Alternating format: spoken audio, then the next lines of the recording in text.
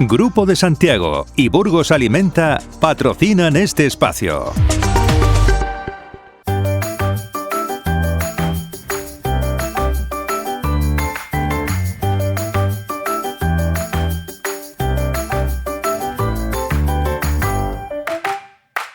Hoy en Sabor y Origen, Mario nos hablará de las propiedades del trigo sarraceno, un producto que cultiva en Adrada de Aza y con el que elabora harina. En su obrador también fabrica fideos soba, tradicionales de Japón.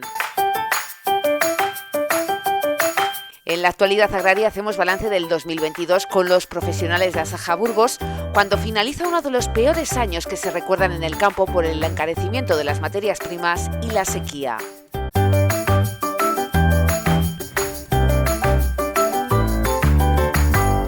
Hoy en Sabor y Origen nos hemos desplazado a la localidad ribereña de Adrada de Aza para conocer a Mario. Él nos va a ayudar hoy a entender mejor cómo es el cultivo del trigo sarraceno, un pseudo cereal que no es demasiado usado en Castilla y León. No hay demasiados agricultores que se dediquen a su cultivo, pero que sin embargo es un superalimento que cada vez más personas incluyen en su dieta. Vamos a ver cosas muy interesantes en el reportaje de hoy con Mario Bartolomé Sanz. ¿Qué tal, Mario? Hola, buenos días.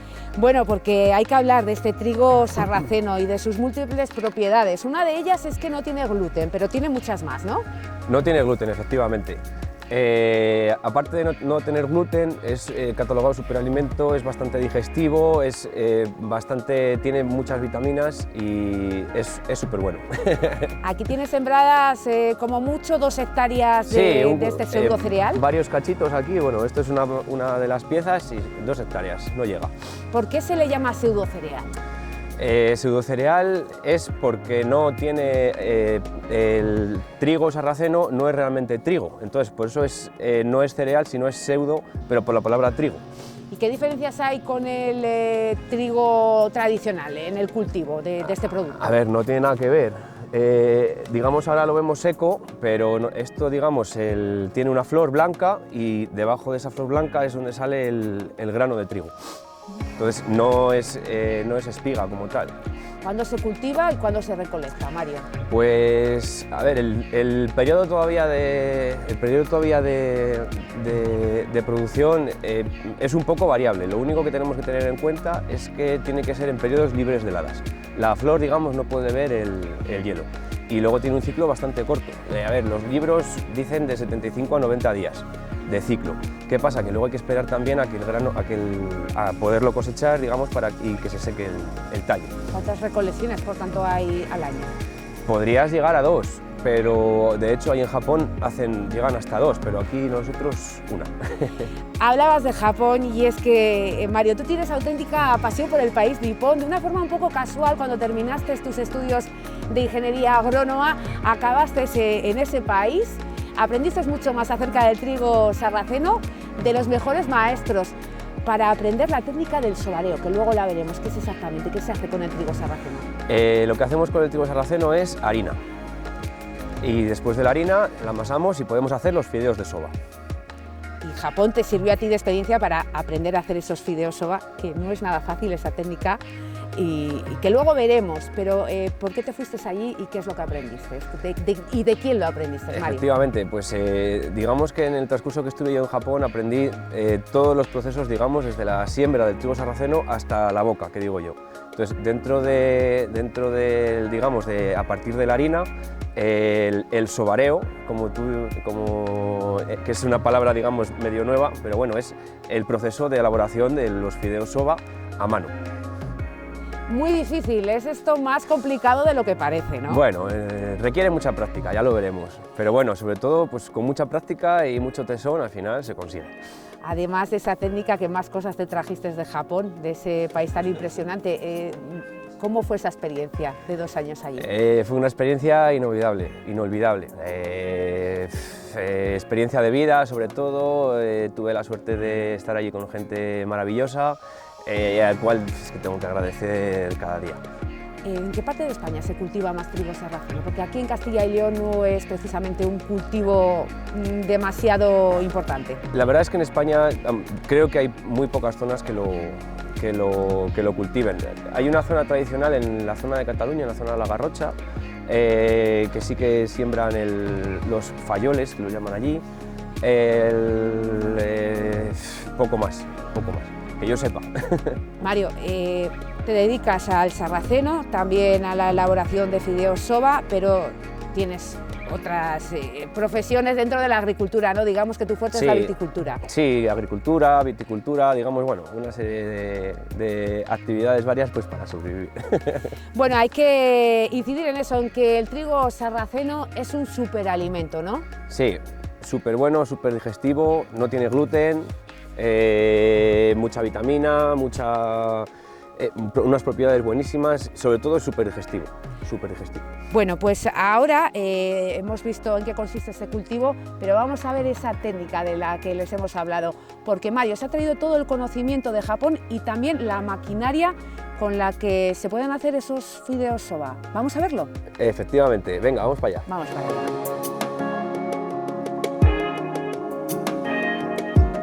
Bueno, Mario, estamos en esta nave que es donde se elabora la harina, ¿no? ¿Cuáles son los procesos por los que tiene que pasar este trigo sarraceno para que se quede en harina?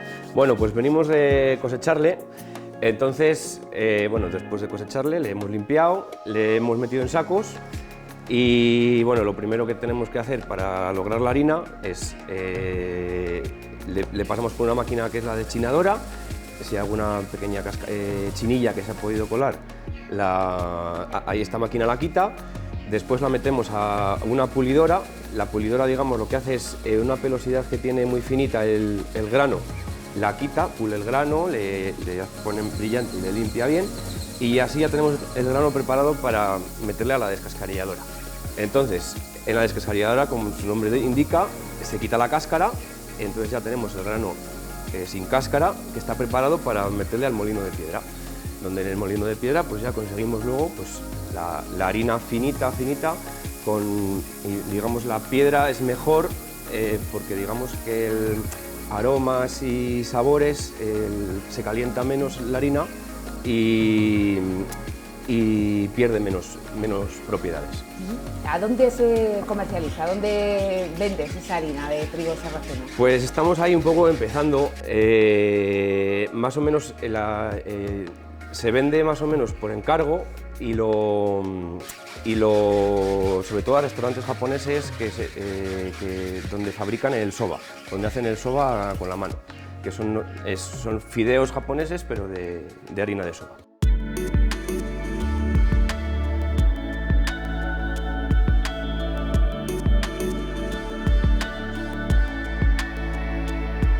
Tengo clientes a menor escala pues, que les gusta, por ejemplo, cómo queda la harina pues, para rebozar su pescado. Mi madre, por ejemplo, hace unas sopas con el grano que están buenísimas. Postres, digamos, postres pues, de quesadas, bizcochos. Tenemos que saber que esta harina no tiene gluten, entonces, como no tiene gluten, a ver, pues el bizcocho va a subir menos, no va a subir tanto como si usamos harina de fuerza, harina normal, de trigo normal. Pero bueno, o sea, son sabores diferentes, son sabores un poco más fuertes, pero bueno, totalmente mucho más digestivo. El trigo sarraceno tiene múltiples utilidades, una de las más comunes es, digamos, la pasta soba, una pasta oriental muy utilizada en Japón, ¿no? ¿Cómo se hace? Sí, a ver, la pasta soba es harina y agua y ya está. Entonces, luego se amasa, se prepara, se amasa y el último paso es el corte. Y del corte ya a la cazuela. Muéstranos la masa cómo ha quedado. Sí, mira. Eso después de unos 40 minutos, ¿no? Sí, exactamente, 35 o 40 minutos. Y para hacer estos fideos que tenemos aquí tan perfectos, ¿cómo tienes que hacer los cortes? Muéstranos. Pues mira, vamos a cortar a ver.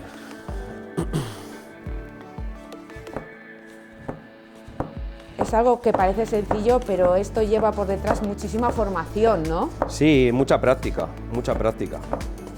Ahí en Japón hiciste varios cursos hasta que por fin pudiste controlar, ¿no? Sí. ¿Cómo se hace esta práctica? A base de mucho entrenamiento, al final pues lo consigues. Sí, se consigue.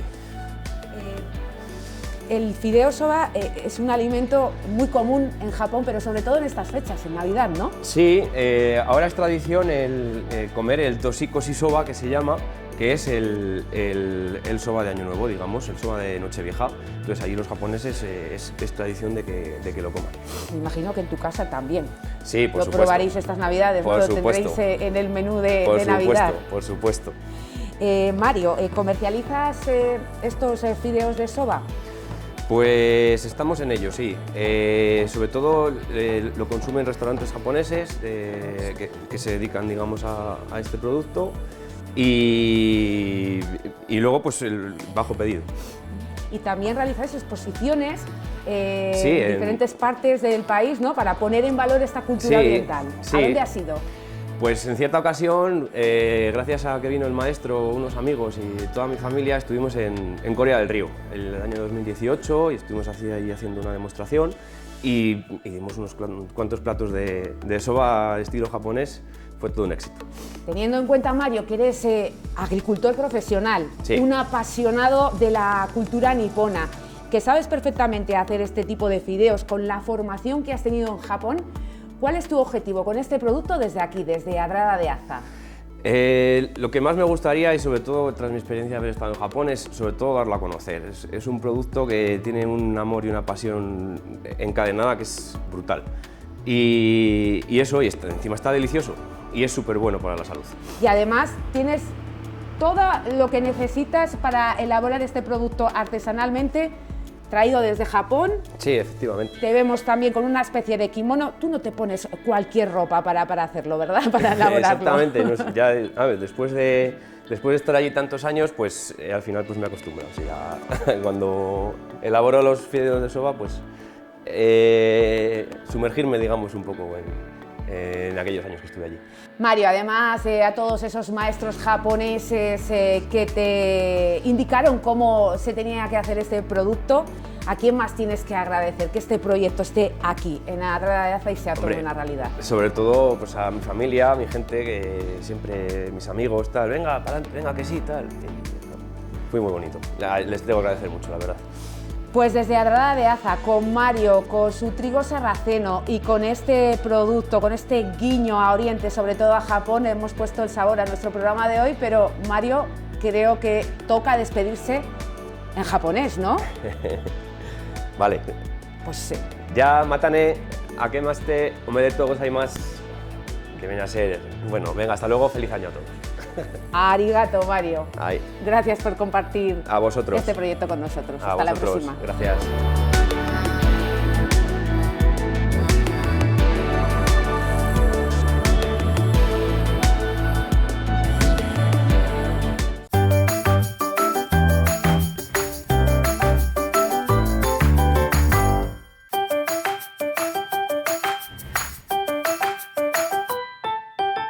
Asaja pone el broche a este 2022 que ha estado lleno de inquietudes en el campo. Hoy analizamos con Donación Odujo este año para olvidar que ha estado marcado por los altos costes de producción que están soportando agricultores y ganaderos. Que vea la sociedad que eso que ella está pagando al doble de precio en la cesta de la compra, o ese recibo de la luz que tiene en casa al doble, o el gasóleo o la gasolina cuando le echa al coche, a nosotros como productores pues es que se multiplica y nos hace inviables las explotaciones. El gasóleo, las facturas que los tractores tienen de pasar, pues de que un tractor un día trabajando consume 400 litros y eso a 0,60, pues significa 240 euros de coste al día, a pasar a ese €1,5 y se va a 600 euros. O el abono, o la electricidad, o así sucesivamente. Entonces, entre menos producción, mayores costes y los ataques de imagen que la Unión Europea y que el Gobierno ha hecho, el año ha sido malo. Hay que destacar que todo eso repercutirá en que este año se reduzca bastante las hectáreas que los agricultores dedican al cereal. Donaciano, ¿cómo va a ser la campaña? Si el año 2020 tenía una hectárea de secano 500 euros de coste y ahora nos vamos a 1.200, eso significa que hay que tener 3.000 kilos de cosecha como mínimo y que tenga un valor de 400 euros la tonelada. Como eso creemos que es casi imposible que se dé en carácter general, Pues ¿qué hemos hecho? Pues sembrar menos, las tierras menos fértiles, pues las hemos dedicado a otros cultivos que no tienen ese gasto y que de alguna manera lo que hacemos es no gastar tanto sabiendo que no íbamos a coger. Pero claro, eso repercute negativamente en Castilla y León, repercute negativamente en España. Este año es la primera vez que en España se ha tenido que importar más cereal que el que hemos producido. Y lo decimos desde Burgos, que es la provincia de toda España que más cereal produce. Y lo decimos de Castilla y León, que es el granero de España. Entonces, por mal camino a buen pueblo no se va bien, y el camino que lleva a Europa de desmantelar los sectores productivos, el agrario, el energético y así sucesivamente, pues es mal camino, porque vamos a depender de China, de Estados Unidos, de India, de Japón, Lo hemos visto en la guerra de Rusia-Ucrania. ¿Cómo puede Europa tener la dependencia casi total en energía, en abonados, en girasol, en materias como el trigo, de Rusia o de Ucrania, con la agricultura que tenemos aquí y con los grandes profesionales? Estamos en el lugar del mundo donde más se produce por unidad y donde mejor. Y sin embargo, nos obligan a no tener que producir y a destinar nuestras tierras a las aves, por ejemplo, cuando la necesidad que tienen las personas. Otra medida con la que la organización Asaja ha sido muy crítica es con el lobo, con que deje de ser una especie cinegética, que ya no se puede cazar, porque aseguráis que hay cientos de ataques de ese animal a nuestra cabaña ganadera, algo que parece que por el momento no se va a revisar, don Aciano. Vosotros insistís en que esa norma se eche para atrás. Mira, lo primero, el lobo no está en peligro de extinción. Cada vez hay más lobos. Si hay más lobos, hay más ataques. Se concentra el lobo principalmente en Castilla y León, Cantabria, Asturias y Galicia. Tenemos más lobos en estas 4 regiones que en casi toda Europa. ¿Vale? Europa, en muchos países, teniendo muchos menos lobos y menos ataques, está diciendo ya alto. Hay que controlar el lobo porque mata nuestra ganadería, porque echa a nuestros ganaderos. Pues aquí, por una cabezonería, por una prepotencia soberbia, por una ideología nefasta de la ministra de Transición Ecológica y sus colaterales medioambientalistas, han prohibido la caza de lobo, el control.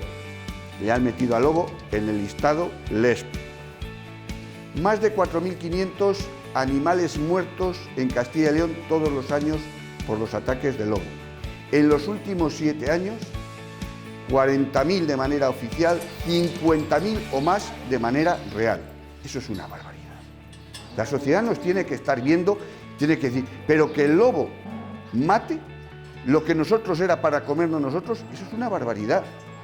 Si nadie está diciendo que el lobo tiene que ser una especie que hay que extinguir, lo que está diciendo el sector ganadero, lo que está diciendo Asaja es, el lobo tiene que estar en aquellas zonas donde no hay ganadería y por lo tanto no produce el daño. No mata, no acaba con el alimento que tiene que ir a la sociedad. Otra medida muy crítica es esa nueva política agraria común que entrará en vigor el 1 de enero del 2023 hasta el 2027, ese nuevo periodo del que tanto se ha hablado, pero del que estáis muy poco satisfechos los agricultores y los ganaderos porque consideráis que las políticas medioambientales están por encima de cualquier otra cosa. No se ha contado con los profesionales del campo a la hora de hacer esta nueva PAC. Desde que entramos en la Unión Europea, sin duda alguna, el 1 de enero entrará en vigor la peor PAC de todos los ciclos. Castilla y León hoy hay 67.000 explotaciones, 40.000 de los verdaderos profesionales. Llegan al año 925 millones de euros.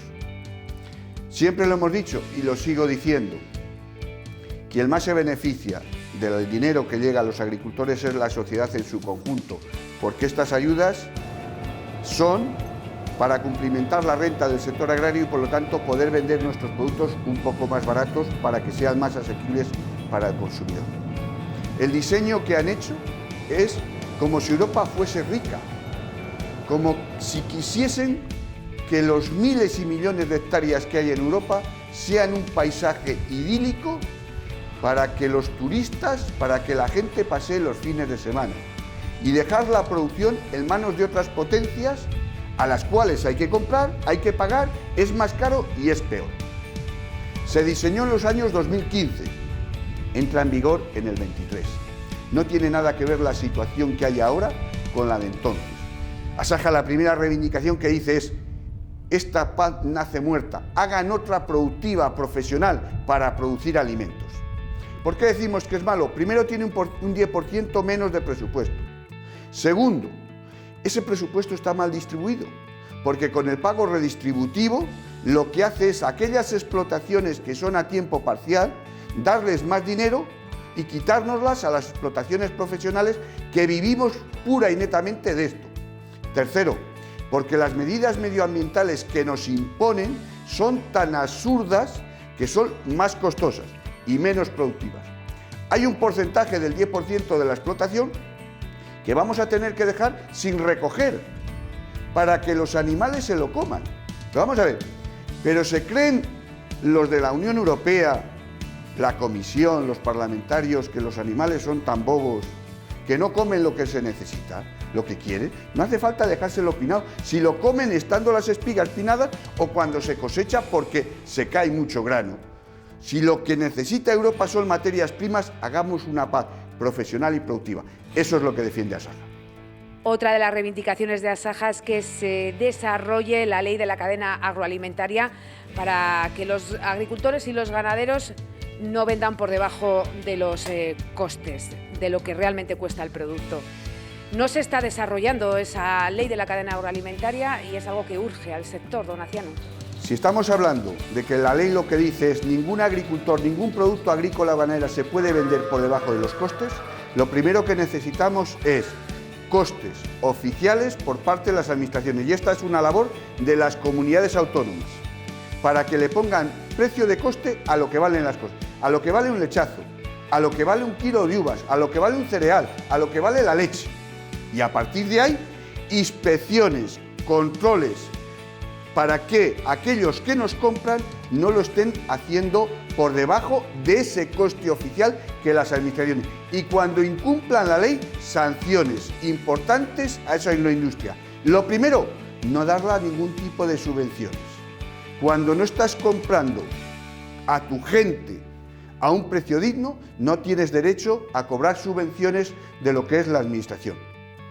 A ese respecto, querría puntualizar unas declaraciones que ha hecho el presidente del Gobierno diciendo que en el próximo año va a poner tope a los alimentos. Pero no se olvide de que esa ley que él ha aprobado se tiene que cumplir y que por lo tanto los márgenes a reducir para que el consumidor pague menos tiene que ser de la agroindustria o de la distribución.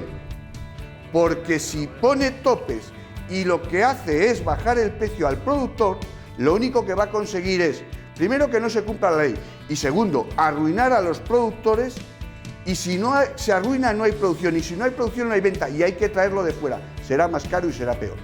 Para finalizar, don Aciano, el próximo 12 de febrero hay elecciones agrarias.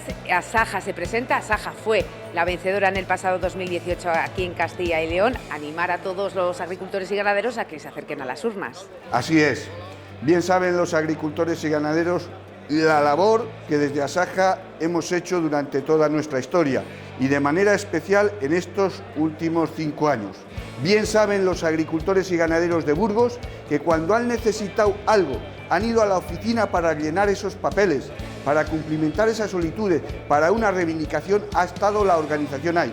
Bien saben los agricultores y ganaderos que cuando todo el mundo cerró las puertas con la situación de COVID, Asaja las abrió de par en par, de manera presencial, de manera telefónica, de manera por WhatsApp, para cumplimentar esa paz, para hacer el seguro, para hacer la renta. En definitiva, Asaja trabaja por los agricultores y para los agricultores, porque Asaja somos agricultores. Entonces, a ese respecto, animar a todos los agricultores de Burgos a ir a votar el próximo 12 de febrero y, por supuesto, pedirles que piensen, que reconozcan y que agradezcan al que les ha defendido con la papeleta y con el voto ese día. Muchas gracias, don Aciano Dujo, presidente de Asaja de Castilla y León. Felices fiestas y nos volvemos a ver en el 2023. Muchas gracias a vosotros, un saludo a todas las personas que nos están viendo y solo un consejo. durante todo el año, pero de manera especial estas Navidades, que consuman lo nuestro, que consumen lo mejor.